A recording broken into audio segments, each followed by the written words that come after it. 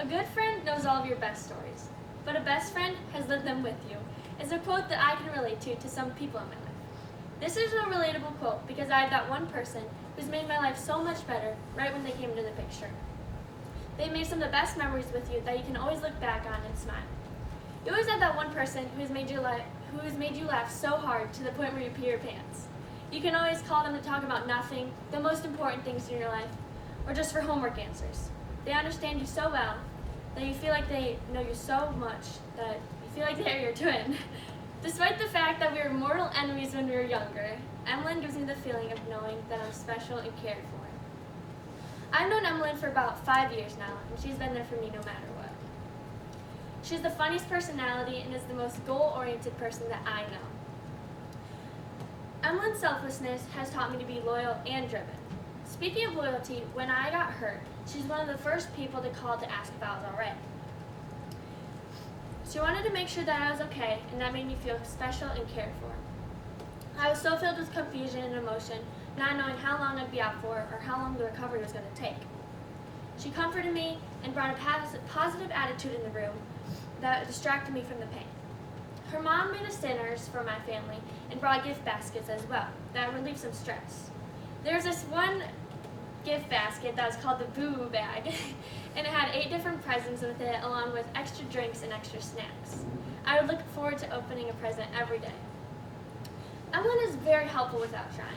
In school, she takes the time to take my stuff to my class, get me all situated, then have to run quickly to her other class, even though she might be a little late. In the morning, most of the time, she waits by the door to help me to make sure if I'm all right or if I need help to my locker. She will be there. And additionally, she helped me at football games too. She would sit with me even though I was not in the student section. She would help me walk around and put me in a great mood.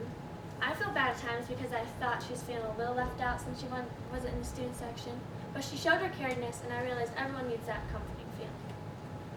Sometimes I think that she revolves her world around me because she is so helpful, but her funny personality is meant for everyone. I absolutely love making jokes to the point where we can't breathe. Sometimes we threaten each other to try and be funny, but a lot of the time it's life-threatening, which is not funny. Funny thing, maybe a little dangerous, is that I joke about her peanut butter allergy. Every day I have a peanut butter and jelly sandwich at lunch, and I sit right next to her eating it with no problem at all. And then I stick my hand into her chip bag with no precautions. One time I stuck my hand into her chip bag, and I got a little bit of peanut butter on the outside, but don't worry, she didn't consume it or touch it, so she's okay. I'm not the only one in the friendship that bullies them. She will relate anything to me being crippled if she wanted to. One time I insulted her, or I made a joke about her, and she took my crutches away from me. Even though I make her seem like a bad friend, she's the best to hang out with. Everyone has those little things that they do when they go to their best friend's house. Ours is riding the golf cart. We have our little golf cart adventures, like pretending to take driving tests and riding in the woods to the point where we get stuck. One time we pretended to take a driving test. She was supposed to get like around 500 points, but she ended up getting -50. I don't know how. I can always look back on those memories and get a good laugh. Not to mention, she was quite the bully back then. Apparently, I was her worst enemy in basketball, and I didn't even know it.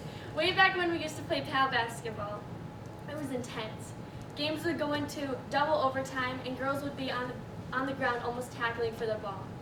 My purple team versus Emmeline's yellow team. I'm convinced my team eventually won, but she thinks otherwise. It was quite aggressive, and we definitely stood our ground. Speaking of working hard at basketball, she is very goal-oriented.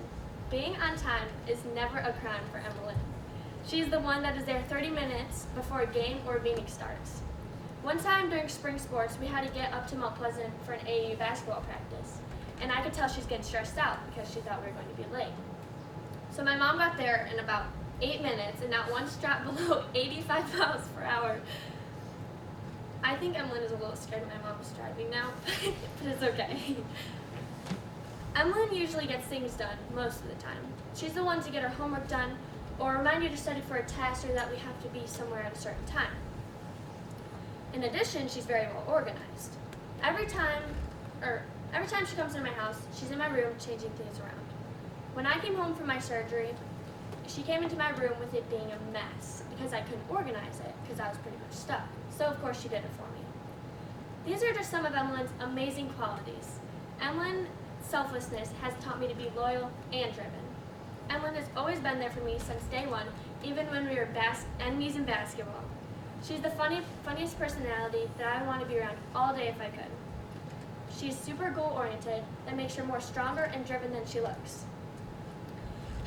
Knowing you have that special someone for you is an amazing feeling. You know who that person is if they automatically cheer you up, or you can be yourself when they're around. Many of my friends know about all of my best stories, but Emily has lived them with me.